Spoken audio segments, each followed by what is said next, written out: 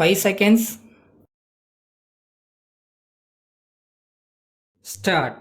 சட்டமன்றத்தில் ஓர் உறுப்பினர் பேசியதாவது: தலைவர் அவர்களே, தமிழக சுற்றுலாத்துறை அந்நிய செலாவணியை ஈட்டுகிற துறையாக இருக்கிறது.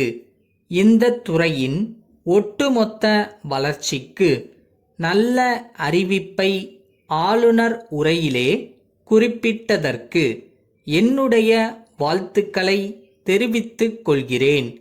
என் தொகுதியிலே இருக்கின்ற பக்கிங்ஹாம் கால்வாயிலே சுற்றுலா பயணிகள் செல்வதற்கான படகு சவாரியை ஏற்படுத்துமாறு கேட்டுக்கொள்கிறேன்.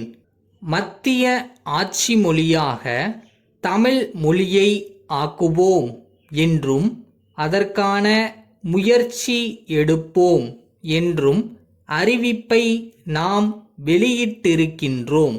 அதை உடனடியாக செய்வதற்கான முயற்சி எடுக்க வேண்டுமென்று கேட்டுக்கொள்கிறேன்.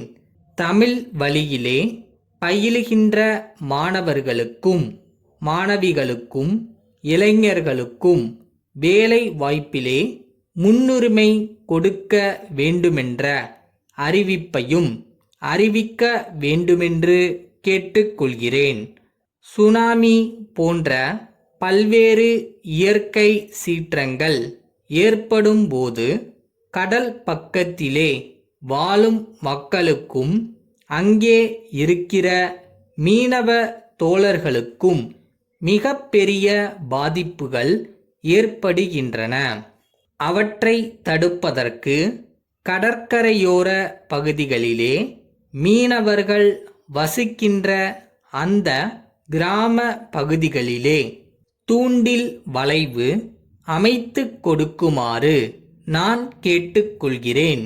என்னுடைய தொகுதியிலே பல்வேறு பிரச்சனைகள் இருந்து கொண்டிருக்கின்றன. கலை கல்லூரியிலே இதுவரையில் பட்ட மேற்படிப்பு இல்லை.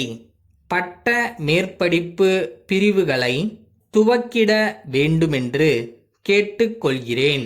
தொடர்ந்து கடந்த 5 ஆண்டுகளாக சட்டமன்றத்திலே ஒவ்வொரு கூட்டத் தொடரிலும் நான் கேட்ட திட்டங்கள் கிடப்பிலே கிடக்கின்றன.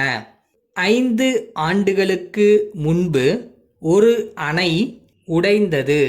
அப்போது புதிய அணை கட்ட திட்ட மதிப்பீட்டை 40 லட்ச ரூபாயில் தயாரித்தார்கள்.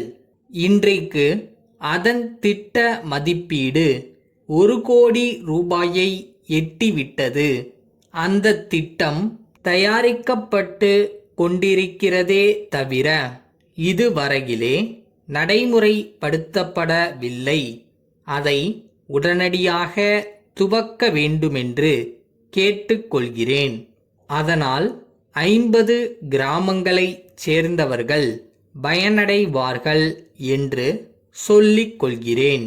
மாமல்லபுரம் சிற்பக்கலை கல்லூரியிலே பட்டய படிப்பு இருந்தது. 8ஆம் வகுப்பு படித்த மாணவர்கள் கூட அங்கே கல், உலோகம், மரச்சிற்ப துறைகளில் படிக்கக்கூடிய வாய்ப்பு இருந்தது.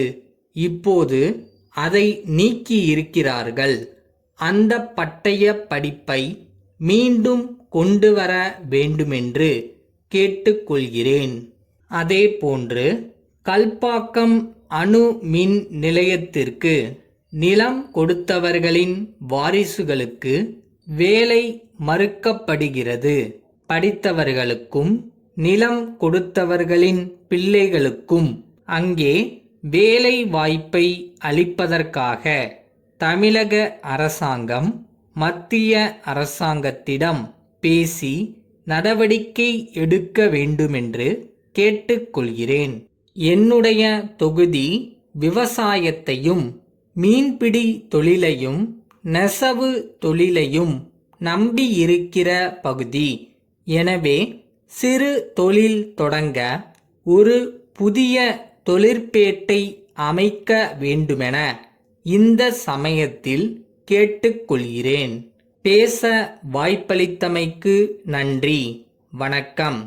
சென்னை பெரியார் நகரிலுள்ள அன்பு சகோதரர்கள் நிறுவன உரிமையாளர் அன்புசேகரன் சென்னையிலுள்ள தென்னக ரயில்வே கண்காணிப்பாளருக்கு எழுதிய கடிதம்.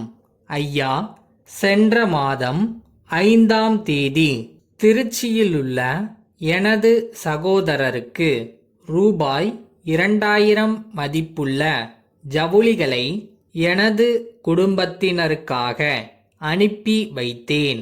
அதற்குண்டான ரயில்வே ரசீது எண் 7000.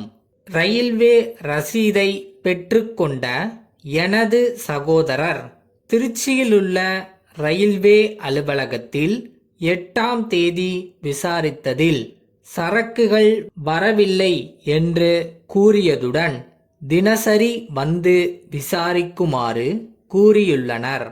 இன்று காலை திருச்சியிலுள்ள தென்னக ரயில்வே கண்காணிப்பாளர் சரக்குகள் வந்து சேரவில்லை என ஒரு அறிக்கையுடன் மேற்படி சரக்கு சரியானபடி அனுப்பி வைக்கப்பட்டதா என்பதை சென்னையில் விசாரிக்குமாறு பணித்துள்ளார். நான் அனுப்பிய ஜவுளிகள் எனது குடும்பத்தாருக்கு வரும் தீபாவளிக்காக நான் தேர்ந்தெடுத்து அனுப்பியவையாகும். தீபாவளி பண்டிகை மிகவும் நெருங்கிவிட்டபடியால் மேற்படி பார்சலை உடன் தேடித் தருமாறு கேட்டுக்கொள்கிறேன். தாங்கள் இதில் நேரடி கவனம் செலுத்தி தகுந்த நடவடிக்கைகள் மேற்கொள்வீர்கள் என்று நம்புகிறேன். தங்கள் உண்மையுள்ள